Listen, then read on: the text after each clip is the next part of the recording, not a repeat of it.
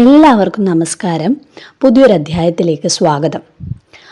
ഇപ്പോൾ കർക്കിടക മാസം പിറന്നു, രാമായണ മാസമാണ്. കർക്കിടക മാസം എന്നാൽ പഞ്ഞമാസം എന്നാണ് പറയാറ്. അതായത് കഷ്ടകാല സമയമാണ്. അപ്പോൾ ആ സമയം ശുഭകാര്യങ്ങൾക്കൊന്നും നല്ലതല്ല. പിന്നെ ഈ മാസങ്ങളിൽ നല്ല മഴയും കാര്യങ്ങളൊക്കെ ആയതുകൊണ്ട് എല്ലാവർക്കും ജോലിക്ക് പോവുക, മറ്റുള്ള കാര്യങ്ങൾ ചെയ്യുക എന്നുള്ളതൊക്കെ കുറച്ച് ബുദ്ധിമുട്ടാണ്. അതുകൊണ്ടും കൂടെയാണ് പഞ്ഞമാസം എന്ന് പറയുന്നത്. പിന്നെ മറ്റുള്ള കായ്കനികളായാലും ഒക്കെ എല്ലാത്തിനും ഒരു പഞ്ഞം തന്നെയാണ്. അതുകൊണ്ട് കർക്കിടകത്തെ പഞ്ഞമാസം എന്നാണ് പറയുന്നത്. അപ്പോൾ ഇത് ശുഭകാര്യങ്ങൾക്ക് നല്ലതല്ല. അപ്പോൾ നമുക്ക് എല്ലാവരും വീട്ടിൽ സാധാരണ കർക്കിടക മാസങ്ങളിൽ രാമായണ പാരായണമൊക്കെ നടത്തുന്നുണ്ട്. ഈ പഞ്ഞൊക്കെ ഒഴിഞ്ഞ് ഈ കഷ്ടതകളൊക്കെ പോയി ഐശ്വര്യം വരാൻ വേണ്ടിയിട്ടാണ് രാമായണ പാരായണമൊക്കെ ചെയ്യുന്നത്. അമ്പലങ്ങളിലൊക്കെ ആരംഭിച്ചു കഴിഞ്ഞു. അപ്പോൾ നമുക്കിനി ഈ കർക്കിടക മാസത്തിൽ വീട്ടിൽ ഐശ്വര്യം വരാൻ വേണ്ടി ചെയ്യേണ്ടുന്ന കാര്യങ്ങൾ എന്തൊക്കെയാണ് എന്നാണ് ഈ വീഡിയോയിൽ പറയുന്നത്. എന്തൊക്കെ കാര്യങ്ങൾ, വീട്ടിൽ നിന്നും ചില സാധനങ്ങളൊക്കെ ഒഴിവാക്കിയാൽ തന്നെ നമുക്ക് ഐശ്വര്യം വരും.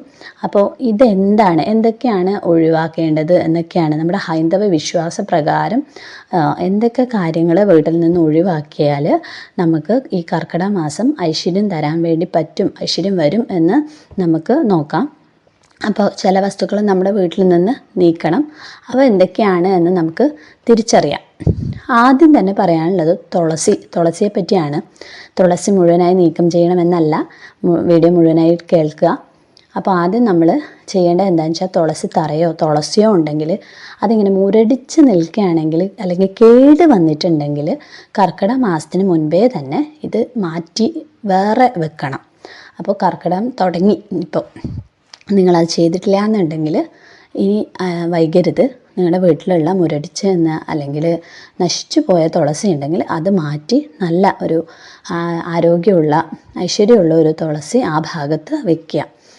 തുളസി തറയിലൊക്കെ അങ്ങനെ മുരടിച്ച് നിൽക്കുന്ന തുളസിയാണെങ്കിൽ അത് മാറ്റി പുതിയ തുളസി സ്ഥാപിക്കുക.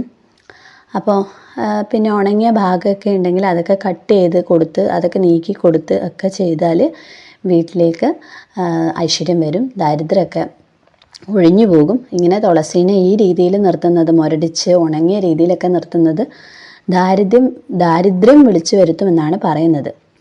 അപ്പോൾ നമ്മൾ വീട്ടിലെ പൂജാമുറിയൊക്കെ വൃത്തിയാക്കാറുണ്ട്, കത്തിക്കുന്ന വിളക്കും നാം വൃത്തിയാക്കാറുണ്ട്. നമ്മളെ അതുപോലെ തന്നെ ഈ വീട്ടിൽ ഉള്ള വിളക്കുകൾ എന്ന് പറയുന്നത് ഒന്നൊന്നും ആയിരിക്കില്ല. ചില വീടുകളിൽ ഒന്നിലേറെ വിളക്കുണ്ടാകും. അപ്പോൾ അങ്ങനെ നമ്മൾ നിത്യം കത്തിക്കുന്നതല്ലാതെ ഉള്ള വിളക്കുകളൊന്നും നമ്മൾ എപ്പോഴും ഒന്നും വൃത്തിയാക്കാറില്ലല്ലോ. പക്ഷേ കർക്കിടക മാസം ആവുമ്പോഴേക്കും നമ്മൾ അതൊക്കെ തുടച്ച് വൃത്തിയാക്കി ഒക്കെ വെക്കണം.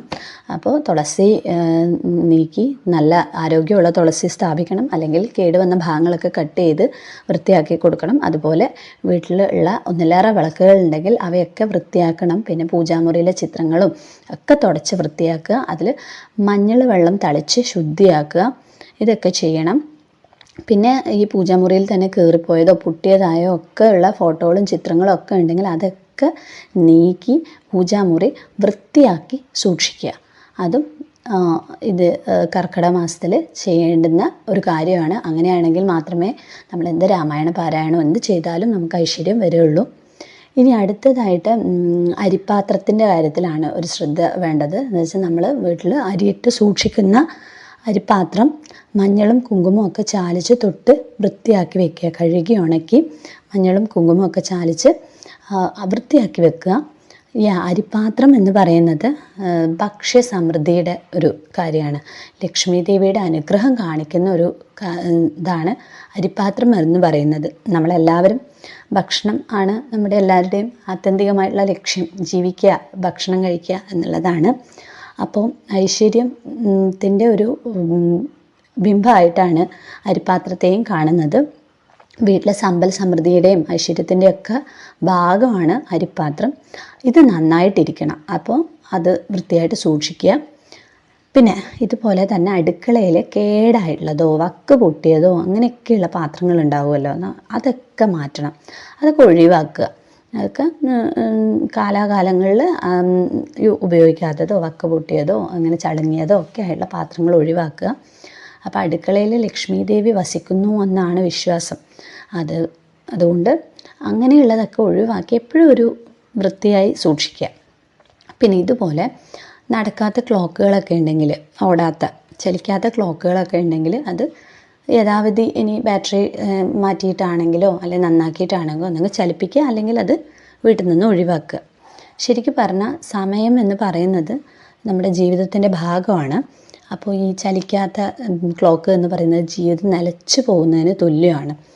അതൊക്കെ ഒഴിവാക്കുക. പിന്നെ അതുപോലെ കലണ്ടറുകളൊക്കെ ഒഴിവാക്കുക. കഴിഞ്ഞു പോയതൊക്കെ കഴിഞ്ഞു പോയത് തന്നെയാണല്ലോ, ഇനി നമുക്കത് തിരിച്ചു പിടിക്കാൻ പറ്റില്ല. അപ്പോൾ ഈ കഴിഞ്ഞു പോയ കലണ്ടറുകളൊന്നും വീട്ടിൽ സൂക്ഷിക്കേണ്ട ആവശ്യമില്ല. അപ്പോൾ അതൊക്കെ ഒഴിവാക്കുക. ഇത്രയും കാര്യങ്ങൾ ശ്രദ്ധിക്കണം. പിന്നെ അതുപോലെ മറ്റൊന്ന് ആഹാര സാധനങ്ങളുടെ കാര്യമാണ്. അതായത് ഈ പഴകിയ ആഹാരങ്ങൾ, വീട്ടിൽ ഫ്രിഡ്ജിലും മറ്റുമൊക്കെ പഴകിയ ആഹാരങ്ങൾ നമ്മൾ സൂക്ഷിക്കാറുണ്ട്. അപ്പോൾ ഇതൊക്കെ ഒഴിവാക്കുക. കർക്കിടക മാസത്തിൽ ഇങ്ങനെയൊക്കെ ഉള്ളത് പരമാവധി ഒഴിവാക്കുക. ഇതൊന്നും അടുക്കളയിലൊന്നും സൂക്ഷിക്കാൻ പാടില്ല. അങ്ങനെ ഇതൊക്കെ ഒഴിവാക്കുക. എന്നിട്ട് ഇപ്പോൾ പുതുതായിട്ടുള്ള ഭക്ഷണങ്ങൾ പരമാവധി കഴിക്കാൻ ശ്രമിക്കുക. കാരണം ഈ സമയങ്ങളിൽ എന്ന് വെച്ചാൽ അസുഖങ്ങളൊക്കെ വരാൻ വളരെയധികം സാധ്യതയുള്ള മാസമാണ്. അപ്പോൾ ആ സമയങ്ങളിൽ നമ്മൾ ഫ്രഷ് ആയിട്ടുള്ള ഭക്ഷണം കഴിക്കുക. അത് ആരോഗ്യത്തിനും പ്രധാനമാണ്. അങ്ങനെ ഇങ്ങനെയുള്ള പഴകിയ ഭക്ഷണമൊക്കെ വെച്ചാൽ അത് മൂദേവിയുടെ വാസം ഉണ്ടാക്കും എന്നാണ് വിശ്വാസം. അപ്പോൾ വേറൊരു കാര്യം പറയാനുള്ളത്, കട്ടിലിൻ്റെ അടിഭാഗം, നമ്മൾ കിടന്നുറങ്ങുന്ന കട്ടിലിൻ്റെ അടിഭാഗം വൃത്തിയാക്കുക. അതിൻ്റെ അടിഭാഗങ്ങൾ ഒരുപാട് പൊടികളും അല്ലെങ്കിൽ ഒരുപാട് നമ്മൾ പഴയ വസ്തുക്കളൊക്കെ സൂക്ഷിച്ച് വെക്കും, അങ്ങനെയൊന്നും വേണ്ട. അതൊക്കെ അടിച്ച് വൃത്തിയാക്കണം. എന്നിട്ട് അതിനടിയിൽ വായുസഞ്ചാരം ഉണ്ടാകണം. അത് ആരോഗ്യത്തിന് നല്ലതാണ്. അത് വിശ്വാസപ്രകാരം അത് നല്ലതാണ്. ഇതുപോലെ കന്നിമൂല വൃത്തിയാക്കണം. അത് ഊർജ്ജപ്രഭാവമുള്ള ദിക്കാണ് കന്നിമൂല എന്ന് പറയുന്നത്. അപ്പോൾ തെക്ക് പടിഞ്ഞാറേ മൂലയാണ് കന്നിമൂല എന്നറിയപ്പെടുന്നത്. ഈ ഭാഗത്തെ അഴുക്കും ചപ്പുചവറും ഒക്കെ നീക്കി ആ ഭാഗം വൃത്തിയായി സൂക്ഷിക്കണം. പിന്നെന്താ പറയാനുള്ളതെന്ന് വെച്ചാൽ കീറത്തുണികൾ. അപ്പോൾ നമ്മളിങ്ങനെ പണമൊക്കെ സൂക്ഷിക്കുന്ന നമ്മളുടെ അലമാരയിൽ നമ്മളൊരു കാരണവശാൽ കീറത്തുണികളൊന്നും വെക്കരുത്. പഴകിയ തുണികൾ, അതായത് ഉപയോഗിച്ചിട്ട് ഒരു തവണയെങ്കിലും ഉപയോഗിച്ച് മടക്കി വെക്കുന്ന അങ്ങനത്തെ തുണികളും വെക്കരുത്. പിന്നെ അല്ലാണ്ട് നമ്മൾ ഉപയോഗിക്കാത്ത പഴകിയ തുണികളും വെക്കരുത്. അതൊക്കെ ഒഴിവാക്കേണ്ട കാര്യങ്ങളാണ്. ഈ അലമാര എന്ന് പറയുന്നത് പണം മാത്രമല്ല, വിലപിടിപ്പുള്ള വസ്തുക്കളൊക്കെ സൂക്ഷിക്കുന്നതാണ്. അത് ആധാരം, സ്വർണം, അങ്ങനെ എന്തോ ആകാം. അപ്പം അത്രയും പ്രാധാന്യമുള്ള ഒരു സ്ഥലത്ത് ഇതുപോലെയുള്ള വസ്തുക്കളും സൂക്ഷിക്കാൻ പാടില്ല. അത് ഒഴിവാക്കുക.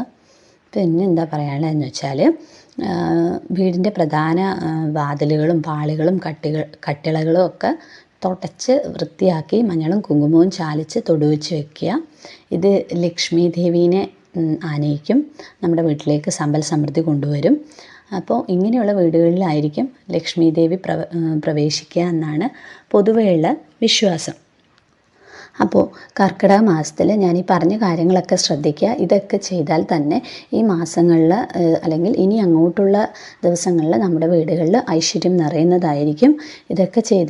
ഇതൊക്കെ നീക്കി മൊത്തത്തിൽ ഒന്ന് വൃത്തിയായി സൂക്ഷിക്കുമ്പോൾ തന്നെ ഒരു പോസിറ്റിവിറ്റി നിങ്ങൾക്ക് തന്നെ ഫീൽ ചെയ്യും. അതിനുശേഷം ആ ഒരു പോസിറ്റിവിറ്റി ജീവിതത്തിൽ മുഴുവനായിട്ടും ഉണ്ടാകുന്നതായിരിക്കും. അപ്പോൾ എല്ലാവർക്കും നമസ്കാരം, നന്ദി.